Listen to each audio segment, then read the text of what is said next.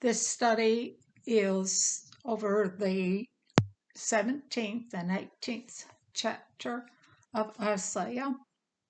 It was written before the northern tribes went into captivity, yet he predicts that. He predicts a number of things that have come to pass in our lifetimes, but certainly were many centuries forward in his lifetime.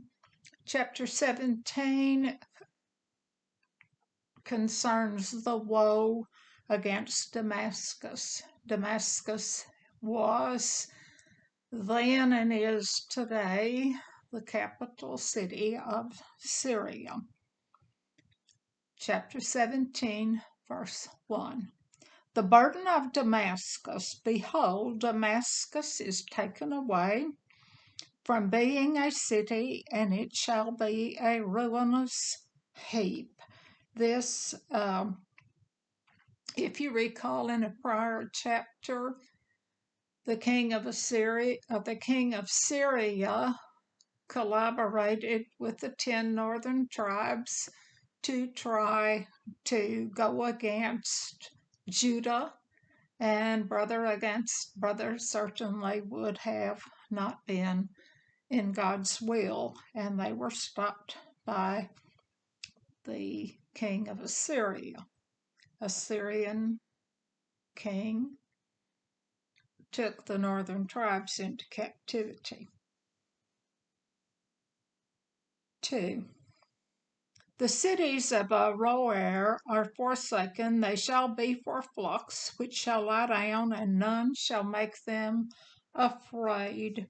Aor means ruin, and it'll be scarce of people, so scarce that the flocks can lie down, and there will be no human beings who could possibly frighten them. 3.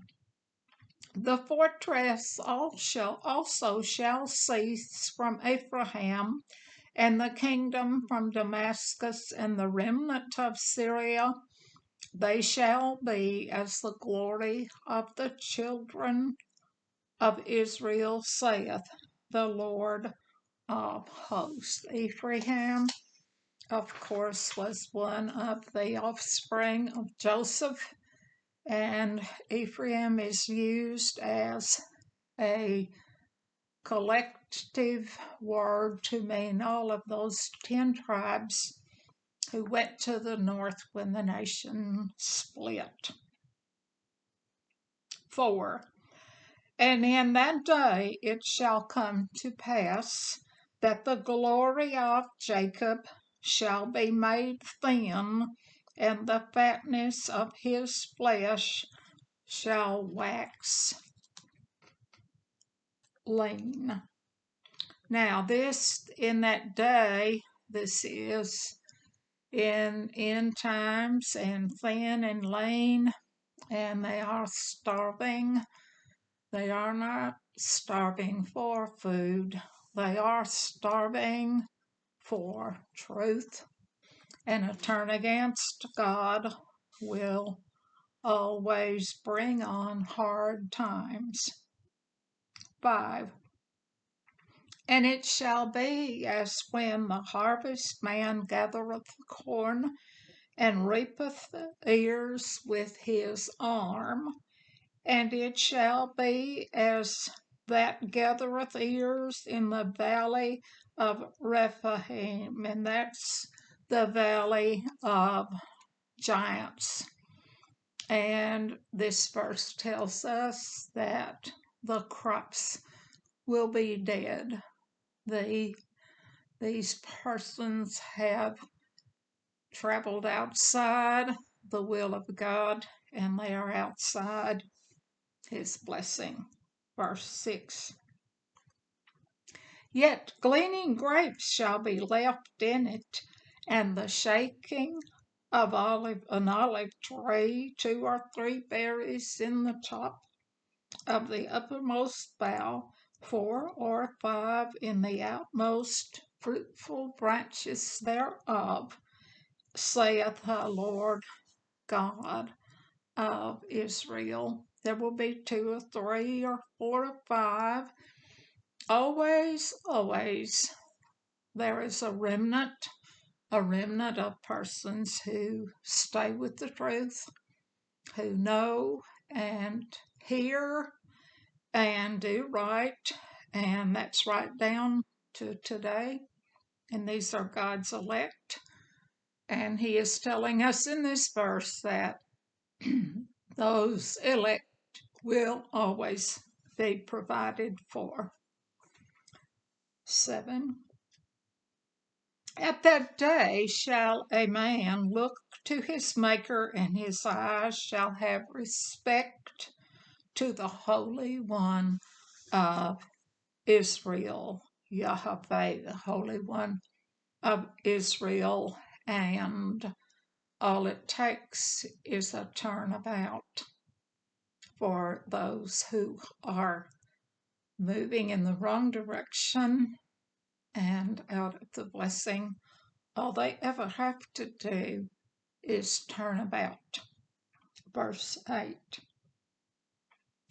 And he shall look to the altars, the work of his hands, neither shall respect that which his fingers have made, either the groves or the images.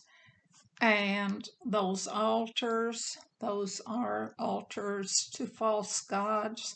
Those groves were the gods that were worshipped, that were fertility rites. Ishtar, the fertility goddess from whom we have erroneously named the highest holy day of the year from a pagan goddess.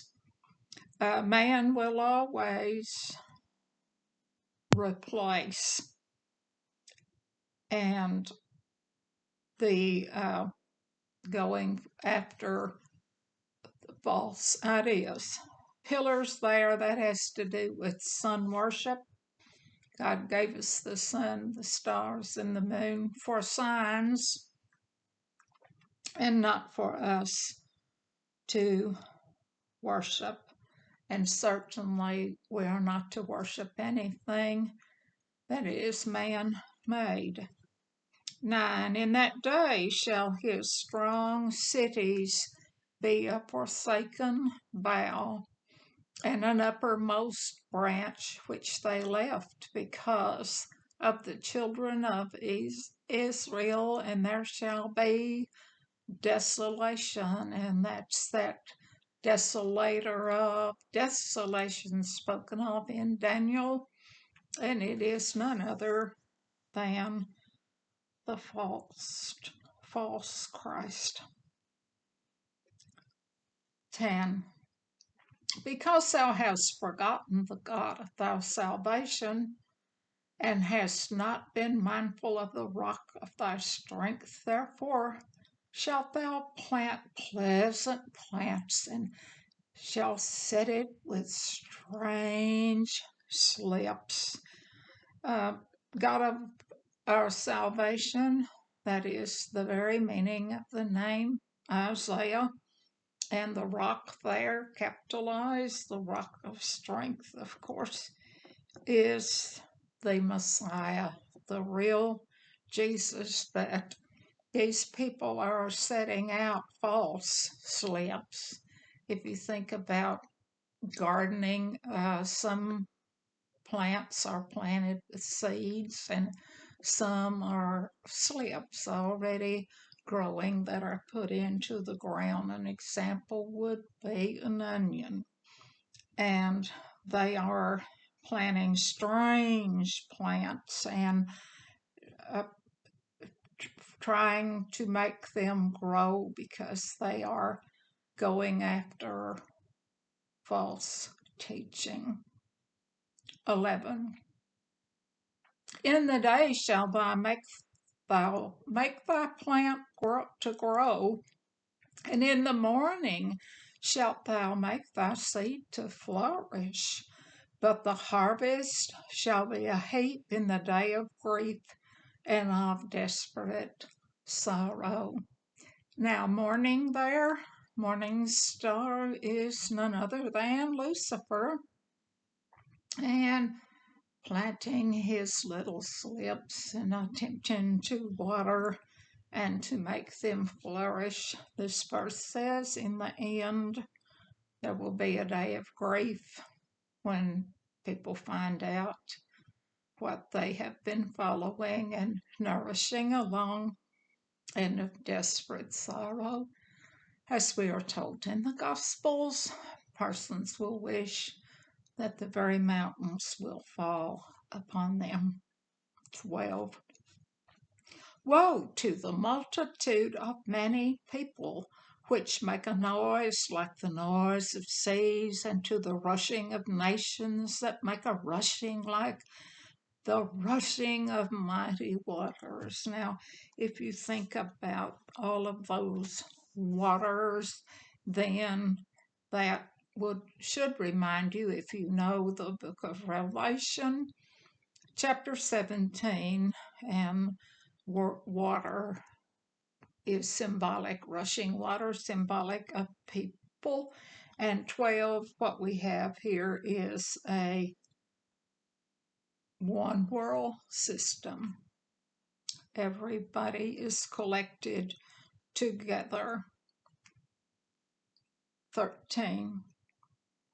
The nation shall rush like the rushing of many waters, but God shall rebuke them, and they shall flee far off, and shall be chased as the chaff of the mountains before the wind, and like a rolling thing before the whirlwind. Think about a tumbleweed that is blowing around and going nowhere, and of course the chaff in the fire, and it will be burned in that final shaking, and that will be the end.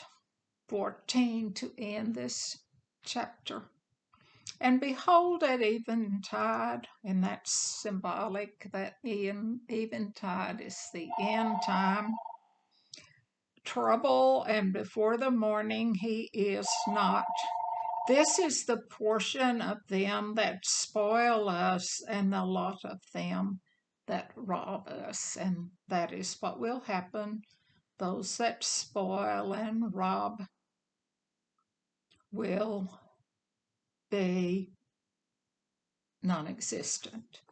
Now, chapter 18 is an interesting chapter, and you would wonder, how on earth could this nation that we live in, the greatest nation on earth, a Christian nation founded on Christian principles, how could it not be mentioned in the Bible?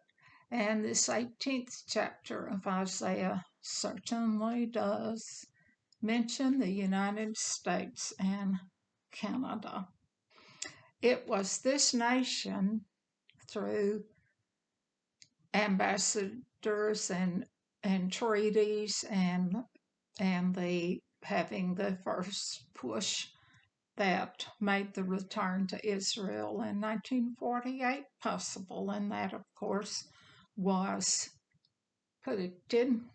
Now, we know that Ephraim, the 10 tribes, went over the Caucasus Mountains. They were scattered.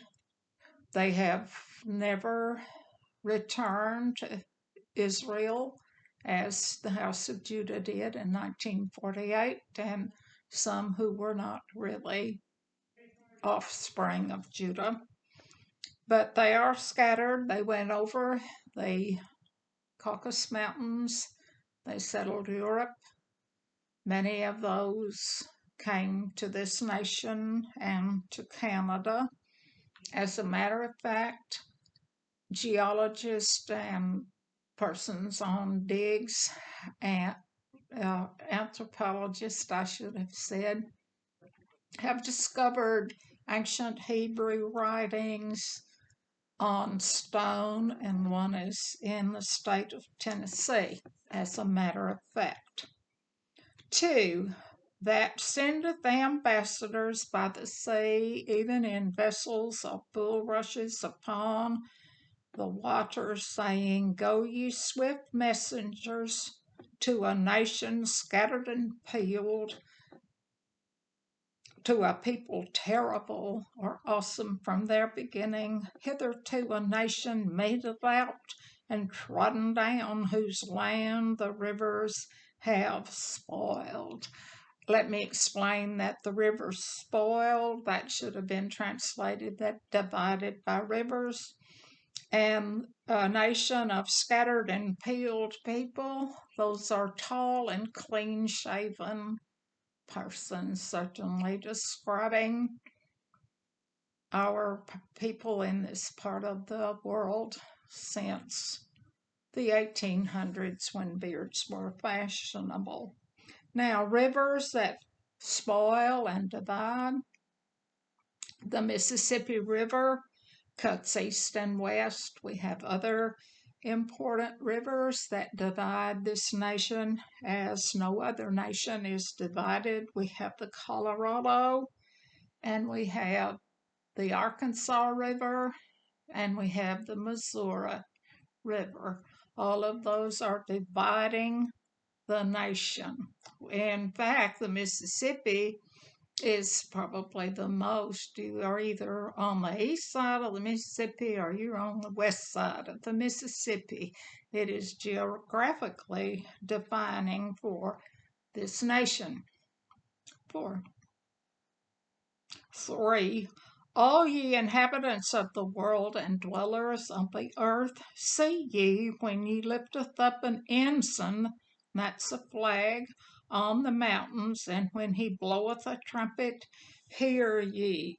Think about our flag and think about the fact that when we sing we one nation under God,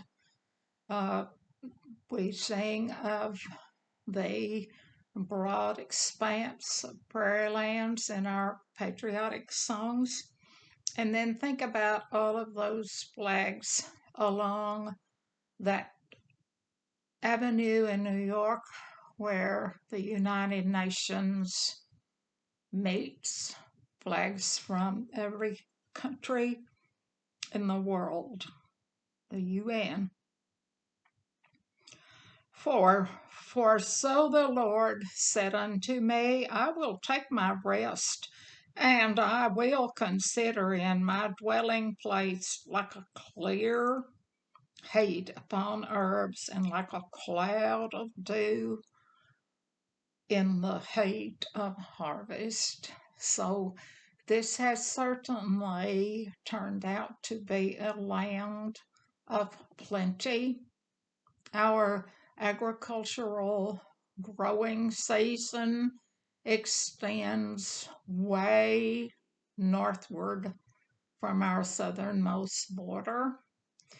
We have fed the world.